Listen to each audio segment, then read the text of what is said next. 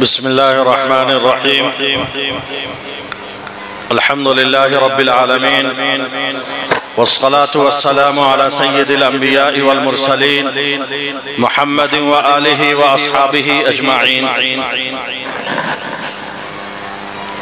اما بعد، حضرات علماء کرام، محترم بزرگوں اور دوستوں،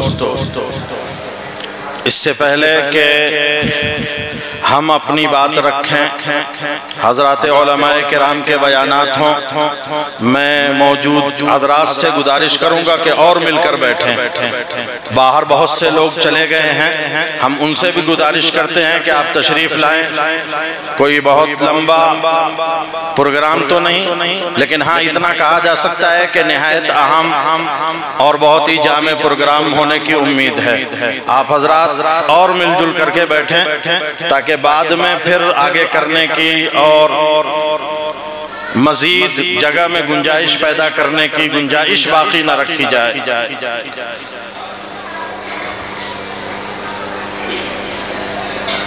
یہ مسجد جس کا ابھی آغاز کیا گیا نماز مغرب کے ذریعے، مئو کی ایک مقتدر اور معزز شخصیت شاہی کٹرا کے امام و خطیب حضرت مولانا قاری مسیح الرحمن صاحب نے امامت کی، ہم سب نے ان کی ابتدا میں مغرب کی نماز پڑھی، اور اس طرح یہ مسجد اللہ کے ذکر و عبادت کے لیے، نمازوں کے قائم کرنے کے لیے لوگوں کو وقف کر دی گئی۔ مسجد کا تعلق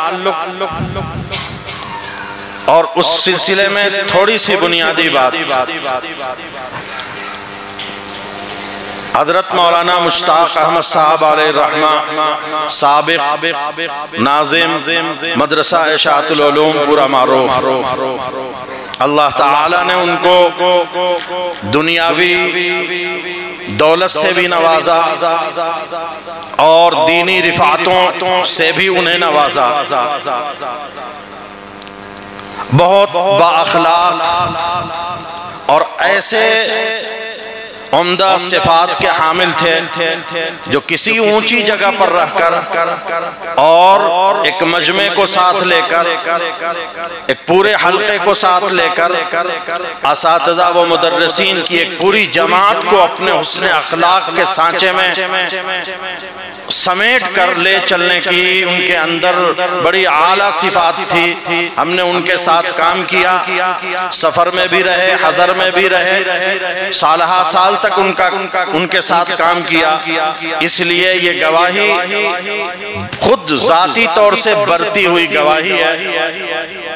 اللہ تعالیٰ نے انہیں خود بھی نوازا، اور جو ان کی ظاہری اولاد، ان میں بھی بڑی خوبیاں، ہر ایک اپنی جگہ باہمت، باحوصلہ، متحرک، فعال، رزق حلال کے لیے ہم وقت کوشاں رہنے والا ہر شخص ہے۔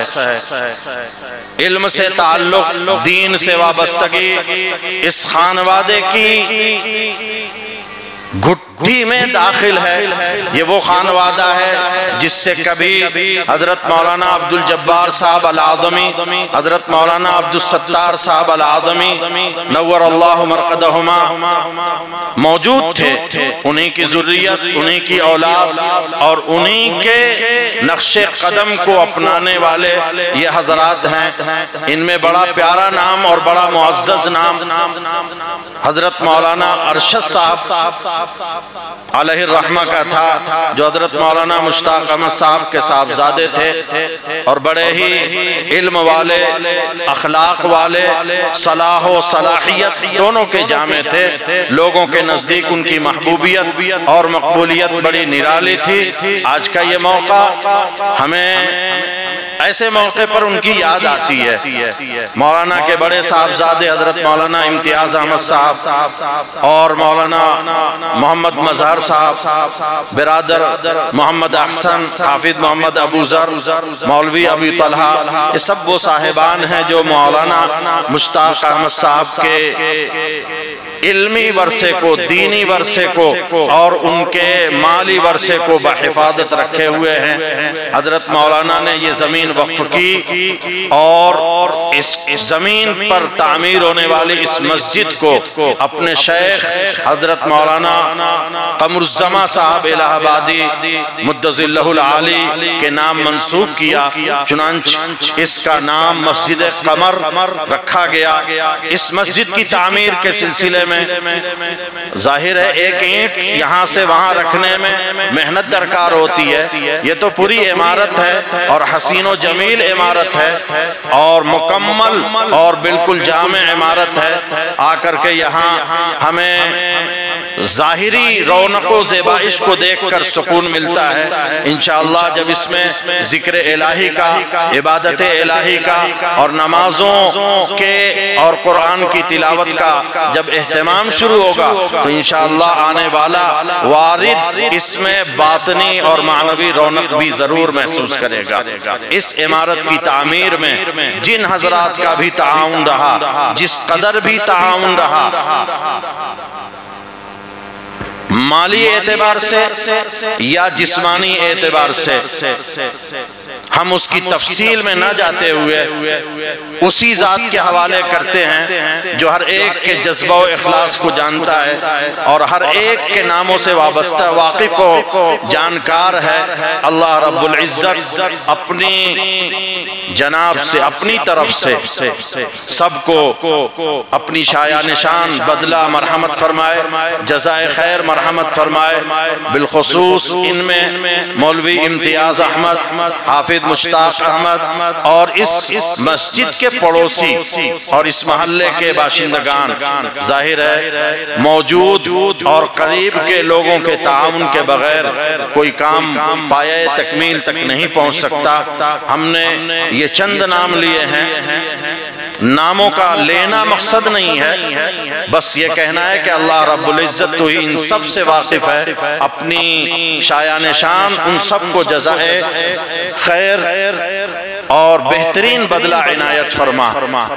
اس مسجد کی تعمیر کے بعد، اس مسجد کی ظاہری تعمیر کے بعد جو یقیناً اول درجہ رکھتی ہے باطنی اور حقیقی تعمیر کے لیے، آج کا یہ دن جو رمضان المبارک سے بالکل قریب ہے، رمضان کے گویا استقبال میں ہم اس مسجد میں بھی جمع ہو رہے ہیں اور یہیں سے عبادت الہی کا سلسلہ شروع ہوگا۔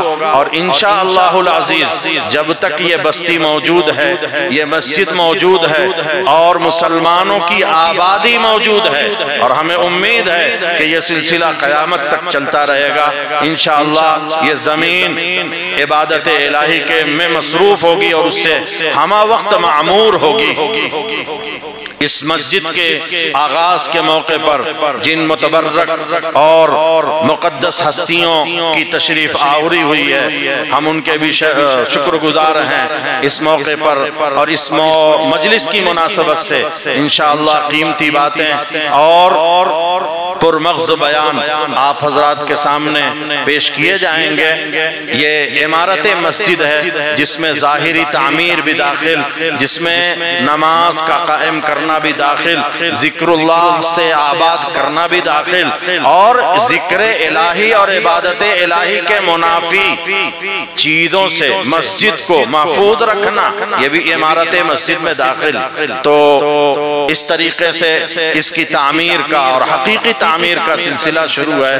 اللہ رب العزت اس مسجد کو آباد کرنے کے لیے ساکنان محلہ کو متوجہ کرے اور ہم تن ہو کر ہر طریقے سے پنج وقتہ نمازوں کے ذریعے، ذکر اللہ کے ذریعے، تلاوت قرآن کے ذریعے اس مسجد کی حقیقی عمارت اور تعمیر پر ہم وقت توجہ دینے کی توفیق مرحمت فرمائے۔